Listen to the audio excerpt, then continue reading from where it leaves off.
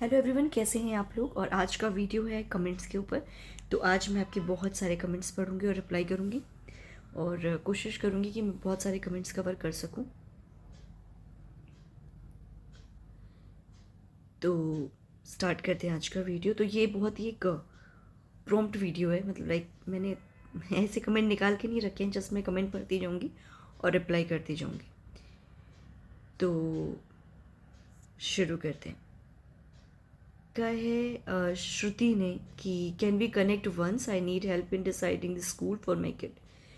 तो मैंने आपके साथ एक ईमेल आईडी शेयर किया हुआ है। मैं आज की भी वीडियो में डिस्क्रिप्शन बॉक्स में अपना ईमेल आईडी आपके साथ शेयर करूँगी। आप उसे मुझे मेल कर सकते हैं, मैं आपको उसी में डिटेल्स भेज दूँगी। उसके बाद नेक्स्ट है कि मैम मेरी बेटी लिटरेचर लवर के नाम से है। मैम मेरी बेटी की बातें बहुत ही आउट ऑफ द ट्रैक हो जाती हैं, कैसे हैंडल करें। हर एज इज़ 5.6 ईयर्स। तो आउट ऑफ द ट्रैक बातें ईशा की भी बहुत होती हैं, और उसको हैंडल कैसे करना है कि आपको हमेशा उसको एक मतलब मीनिंगफुल कन्वर्सेशन में कन्वर्ट करना है। कि आपको हमेशा लगना चाहिए कि जो भी बच्चा बातें कर रहा है, सपोज आप कुछ कर रहे हो और ऑल ऑफ द सडन आपको लगे कि बच्चा बिल्कुल ही अजीब बातें कर रहा है या अलग बातें कर रहा है या तो आउट ऑफ द ट्रैक कर रहा है, तो आपको क्या करना है कि बच्चे से उसी कन्वर्सेशन को आप कैसे एक मीनिंगफुल कन्वर्सेशन में कन्वर्ट कर सकते हो। तो वही एक तरीका होता है कि बच्चे को लगता है कि हमेशा मतलब की बातें होती है, धीरे धीरे बच्चा समझने लग जाता है। ऐसा नहीं कि बिल्कुल ख़त्म हो जाता है। कई बार ये आउट ऑफ द ट्रैक की बातें अपने आप को काम डाउन करने के लिए भी करते हैं। तो उस तरीके की चीज़ें आपको नोटिस करनी कि बच्चा क्यों ऐसी चीज़ें कर रहा है, और उसकी हमेशा आउट ऑफ द ट्रैक की बातों को, कन्वर्सेशन को, उस चीज़ को आपको एक मीनिंगफुल कन्वर्सेशन में चेंज करना है। नेक्स्ट है प्रीति यादव का। मेरा बच्चा अगर तोड़ तोड़ करके बोलता है तो क्या करना है, जैसे नमस्ते, ताकि वो नमस्ते बोले। तो लुक, ये ना सब प्रैक्टिस से आता है। जैसे कि हम सेंटेंसेस में क्या करते हैं, बच्चों को प्रैक्टिस बहुत करवाते हैं। तो अगर बच्चा आपका बोलता है, आप एक टास्क लाइक ले लीजिए कि मैं 3 दिन में सिर्फ एक ही वर्ड को एक साथ करने का ट्राई करूँगी। जैसे आपने नमस्ते का एग्जाम्पल दिया, तो नमस्ते। तो पहले आप छोटी छोटी चीज़ें की, जैसे कि टब, कल, फिर धीरे धीरे 3 अक्षर के, फिर 4 अक्षर के। कोशिश करना है, बहुत सारे अटेम्प्ट लगेंगे बट चीज़ें इम्प्रूव होंगी टाइम के साथ। नेक्स्ट है राधे कृष्णा जी का message. Isha is in which class, is she able to understand her syllabus thoroughly. तो Isha right now, Isha is in 4th class and she can understand like 60% she can understand, but 40% she still struggles because बहुत सारी चीज़ें ऐसी होती है, जो बहुत सारे कॉन्सेप्ट्स ऐसे होते हैं जो उसे समझ में नहीं आते हैं। तो उसका जो सिलेबस है, मैं नहीं बोलूँगी कि वो उसे पूरा अंडरस्टैंड कर पाती है, बट हाँ, अगर उस पर बहुत मेहनत करी जाए तो काफ़ी कुछ समझ पाती है। नेक्स्ट है क्वीन विक्टोरिया। ईशा, क्या ईशा रेगुलर स्कूल जा रही है? यस, वो रेगुलर स्कूल जा रही है और इंक्लूसिव सेटअप है। उसमें एक proper occupational therapy, speech therapy, special education, सब कुछ है। और रीज़न यही है कि ईशा एक कंप्लीट न्यूरोटिपिकल वाले इन्वायरमेंट में नहीं पढ़ सकती, ऑब्वियसली शी नीड सपोर्ट, तो वो इस तरीके के स्कूल में जाती है।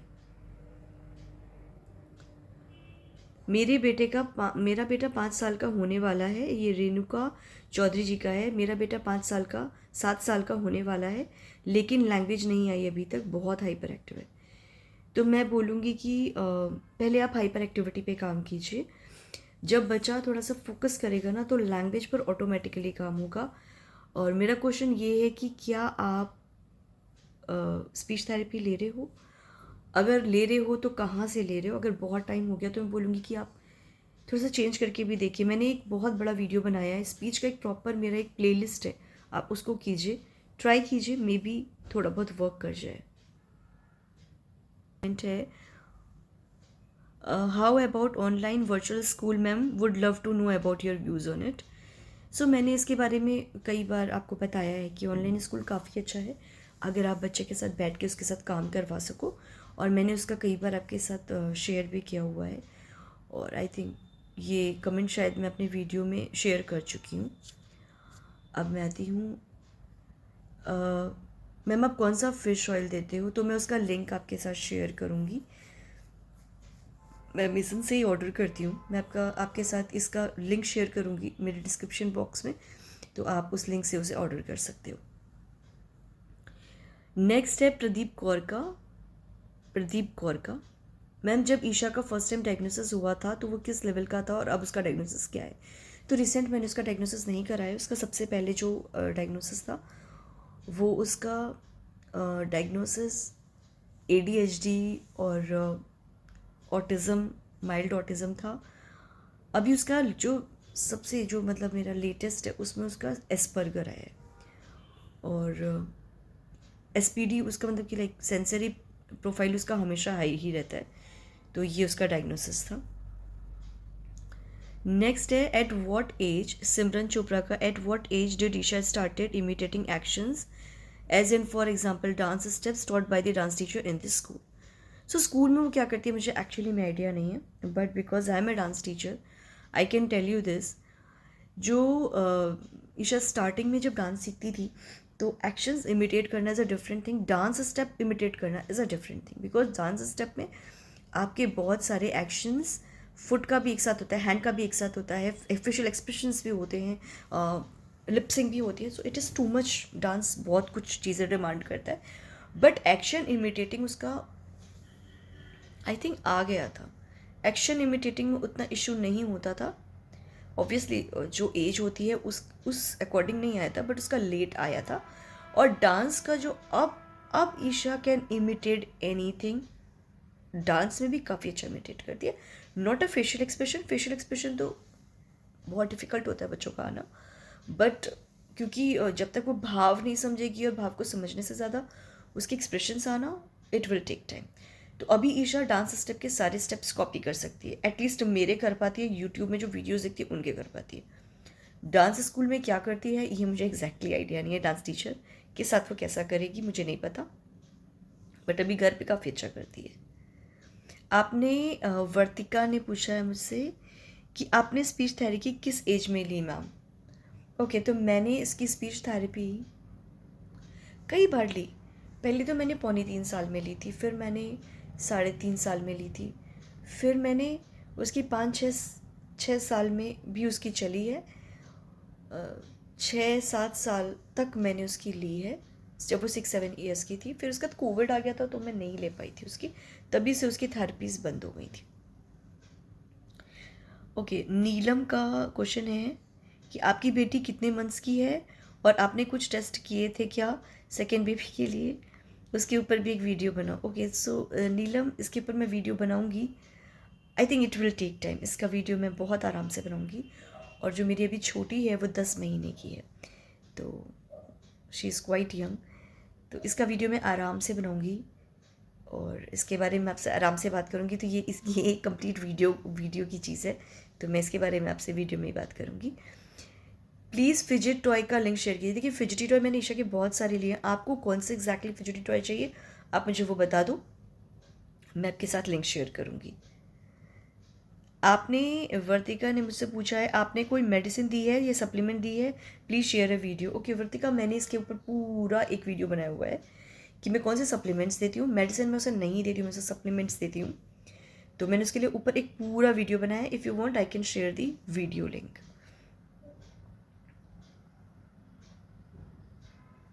एक ने लिखा है Ishaan Mishra, same issue with my Isha, she is 5 years old and आप ज़रूर बताना कि आपको कुछ हेल्प करे। एक्चुअली आई थिंक ये उस वीडियो का लिंक उस वीडियो कमेंट है जहाँ पर मैंने बताया कि ईशा में काफ़ी ज़्यादा सेंसरी इशूज़ हो रहे हैं और वो क्रीम्स यूज़ कर रही है, बट फाइनली अभी उसका बहुत कम हो गया है। देखिए मैं आपको बताती हूँ, ईशा काफ़ी टाइम से बीमार चल रही थी।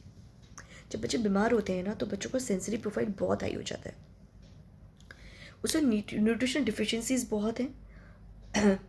क्यों है, किस लिए है? आई थिंक एज बढ़ रही है और उस हिसाब से उसको न्यूट्रिशन नहीं मिल रहा है, कहीं ना कहीं वो लैक हो रहा है, तो उस वजह से उसकी सेंसरी इशू बहुत ज़्यादा बढ़ गया था। अभी ईशा के थोड़ा सा डाइट पे हमने फोकस किया है, तो ईशा का थोड़ा सेंसरी इशू बेटर हुआ है। मतलब मैं बता रही हूँ, मैंने सब कुछ ट्राई किया था लेकिन कुछ भी काम नहीं कर रहा था, और मुझे ये पता चला कि ईशा की तबीयत ठीक नहीं थी, वो काफ़ी ज़्यादा वीक फील कर रही थी और उसका सेंसरी प्रोफाइल काफ़ी हाई हो गया था, तो वो एक बहुत बड़ा रीज़न है।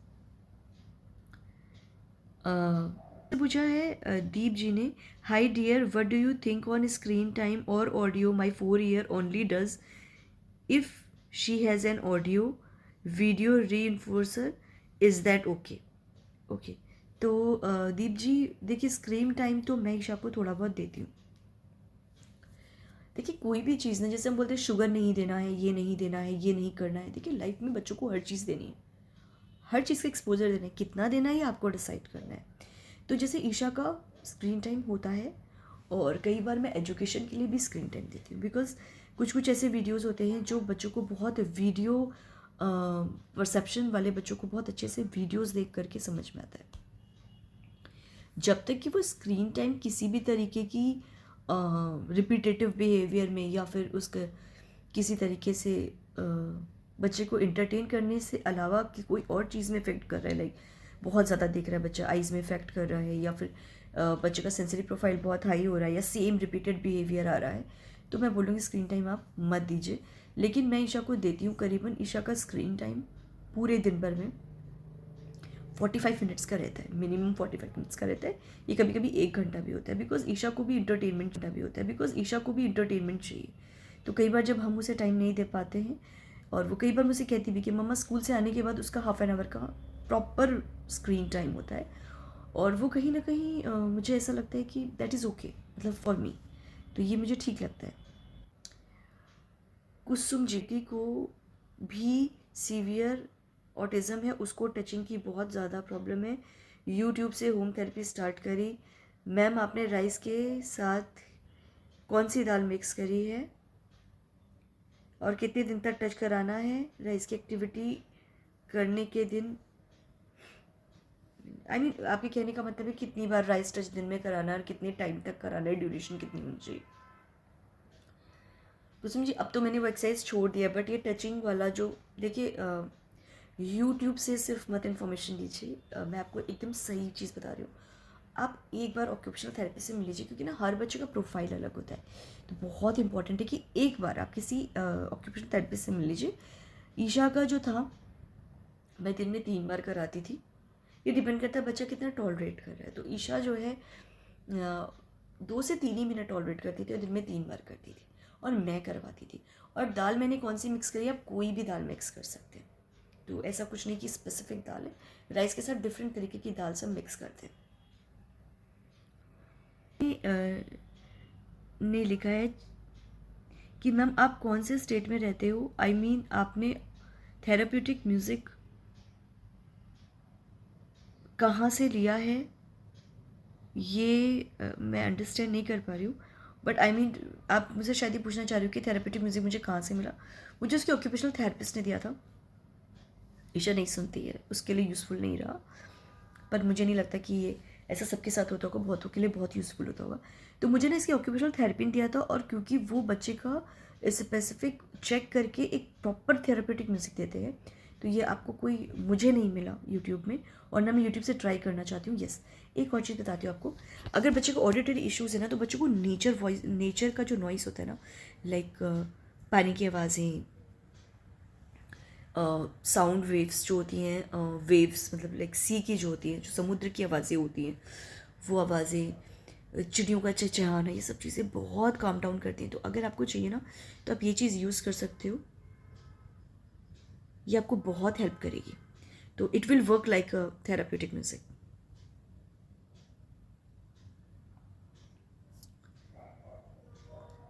नेक्स्ट है कि स्तुति का, कि मैम ईशा की टॉयलेट ट्रेनिंग किस एज में आया था?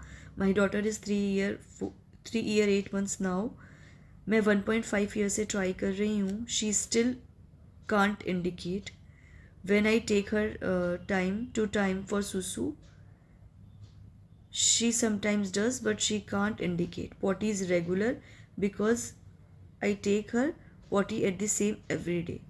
But अगर पेट खराब है तो हो गया, बट अगर पेट खराब हो गया शी कांट इंडिकेट। ओके, तो स्तुति मैंने ना प्रॉपर एक वीडियो बनाया है कि मैंने ईशा को कैसे ट्रेन किया था।